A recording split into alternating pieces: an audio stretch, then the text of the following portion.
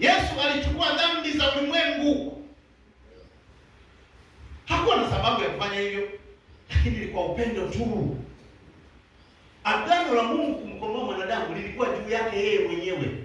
Yaani Mungu alifanya agano na Mungu kuja kuwakomboa wanadamu. Agano lake halijachangiwa na mtu. Ndio maana Biblia inasema wokovu ni nini? Ni zawadi, mtu yeyote asifanye asijivune. Sasa mwingine alikuwa anajichapa. Anaambia wenzake, shauri yenu, muwe watakatifu. Napo zili tutachoma moto. Na yeye ni mpenda hela. Analala kwake. Sasa unaniuliza, mbona tusikemee dhambi?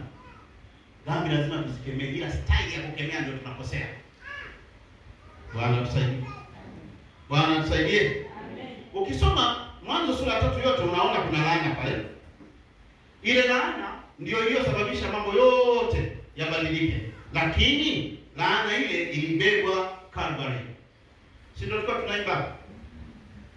Mungu aliyekataliwa Edeni akawa mwokozi. Sasa je, tukiokolewa kwenye ile stage ya mwisho ya glorification, mnakumbuka nilianza na watu gani?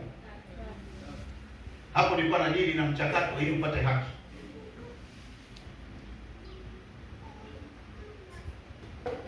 Sasa stage ya pili sitaifundisha sana, narukia hatua ya mwisho ya glorification, utukufu. Ufunuo 22:3. 22:3. Aha. Inasema wala hapata kuwa na laana yoyote tena, na kiti cha enzi cha Mungu na cha Mwana-Kondoo kitakuwamo ndani yake. Asante. Wala hapata kuwepo na laana. Hapa ni Yohana anaoneshwa mambo. Kitabu cha Yohana kimeandikwa katika staili 3. Kuna vitu alivyoonyeshwa na Mungu wakati wa miaka yake ile vinaendelea. Kuna vingine alionyeshwa miaka ya nyuma vilivyotokea, akaambiwa maana yake, na vingine alionyeshwa mbele ya mbele yake na mbele ya mbele yetu. Kwa unaposoma Ufunuo, unabidi ujue unasoma wapi. Unaweza ukasoma vya kipindi cha nani? Dhiki kuu ya taifa la Israeli, ukasema ni dhiki kuu yetu. Sasa sisi tuna dhiki kuu. Mtu aliyeokoka na dhiki kuu sasa. Bwana tusaidie.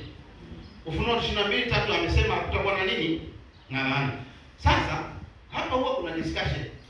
Kwamba Biblia inasema laana itaondolewa. Mbona sasa sisi bado tuna mambo ya nani? Ukiokolewa, mbona bado watu wanajifungua kwa uchungu?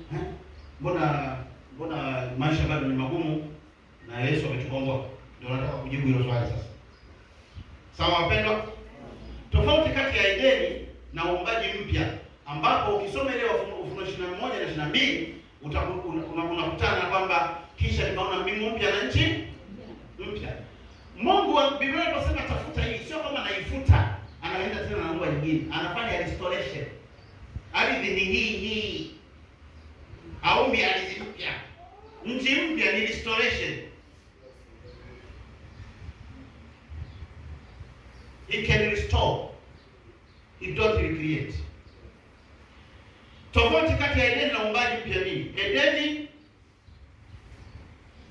haikuwa hana dhambi Adamu, lakini alikuwa na uwezekano wa kuanguka kwa sababu alitakiwa ashinde ule mtihani ndipo atukuzwe au glorified.